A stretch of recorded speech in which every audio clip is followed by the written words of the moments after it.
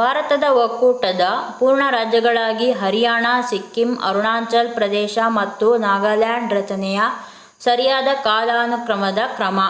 A. Haryana, Sikkim, Arunachal Pradesh, Nagaland. B. Nagaland, Arunachal Pradesh, Haryana, Sikkim. C. Nagaland, Haryana, Arunachal Pradesh, Sikkim. D. Nagaland, Haryana, Sikkim, Arunachal Pradesh. ಸರಿಯಾದ ಉತ್ತರ D. Nagaland, Haryana, Sikkim, Arunachal Pradesh. ಸಂವಿಧಾನದ 359ನೇ ವಿಧಿಯು ಭಾರತದ ರಾಷ್ಟ್ರಪತಿಗಳಿಗೆ ಮೂಲಭೂತ ಹಕ್ಕುಗಳ ಜಾರಿಗಾಗಿ ಯಾವುದೇ ನ್ಯಾಯಾಲಯವನ್ನು ಚಲಿಸುವ ಹಕ್ಕನ್ನು ಅಮಾನತುಗೊಳಿಸಲು ಅಧಿಕಾರ ನೀಡುತ್ತದೆ. ಎ. ರಾಷ್ಟ್ರೀಯ ತುರ್ತು ಪರಿಸ್ಥಿತಿ. ಬಿ. ರಾಜ್ಯಗಳಲ್ಲಿ ಸಾಂವಿಧಾನಿಕ ಯಂತ್ರಗಳ ವೈಫಲ್ಯ.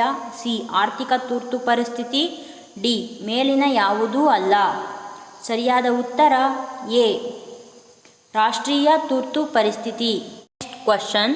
ಯಾವ ಸಾಂವಿಧಾನಿಕ ತಿದ್ದುಪಡಿ ಕಾಯ್ದೆಯ ಮೂಲಕ ಲೋಕಸಭೆ ಸ್ಥಾನಗಳ ಸಂಖ್ಯೆಯನ್ನು 525ರಿಂದ 545ಕ್ಕೆ ಹೆಚ್ಚಿಸಲಾಯಿತು?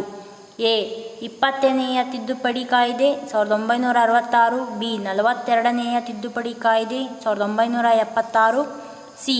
44ನೇ ತಿದ್ದುಪಡಿ ಕಾಯ್ದೆ 1978. ಡಿ. 31ನೇಯ ಸಾಂವಿಧಾನಿಕ ತಿದ್ದುಪಡಿ ಕಾಯ್ದೆ 1973. ಸರಿಯಾದ ಉತ್ತರ ಡಿ.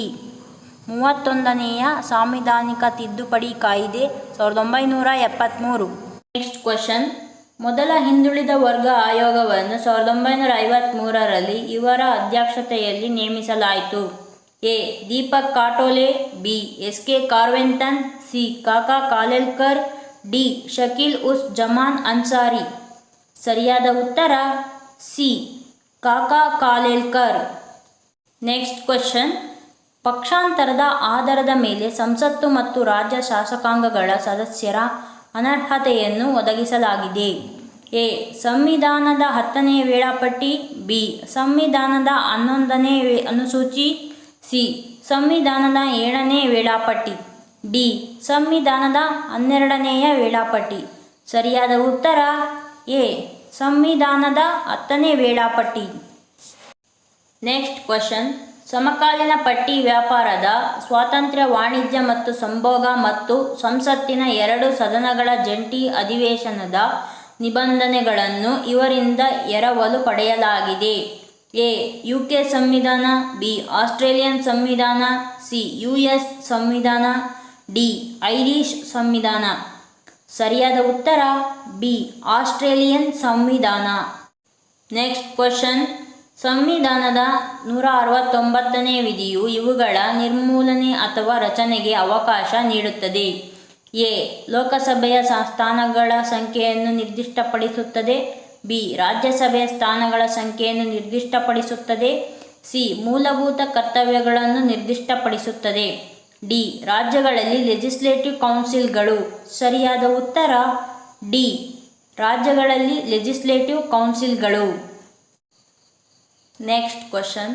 ಭಾರತದ ಸಂವಿಧಾನದ ಯಾವ ಭಾಗವು ಎಸ್ಸಿಗಳು, ಎಸ್ಟಿಗಳು, OBCಗಳು ಮತ್ತು ಆಂಗ್ಲೋ ಇಂಡಿಯನ್ನರಿಗೆ ವಿಶೇಷ ನಿಬಂಧನೆಗಳೊಂದಿಗೆ ವ್ಯವಹರಿಸುತ್ತದೆ? ಎ. ಭಾಗ 16 ಲೇಖನ 330ರಿಂದ 342. ಬಿ. ಭಾಗ 6 ಲೇಖನ 152ರಿಂದ 237. ಸಿ. ಭಾಗ 18 ಲೇಖನ 352ರಿಂದ 360. ಡಿ. ಭಾಗ 14A ಲೇಖನ 323A ನಿಂದ 323B. ಸರಿಯಾದ ಉತ್ತರ ಎ.